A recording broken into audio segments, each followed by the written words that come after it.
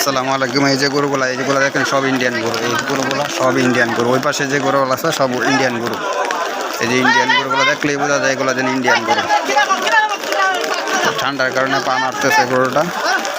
ওইটা ইন্ডিয়ান গরু, এটাও ইন্ডিয়ান গরু, ওইটাও ইন্ডিয়ান গরু। এই চারটা আছে সব ইন্ডিয়ান গরু।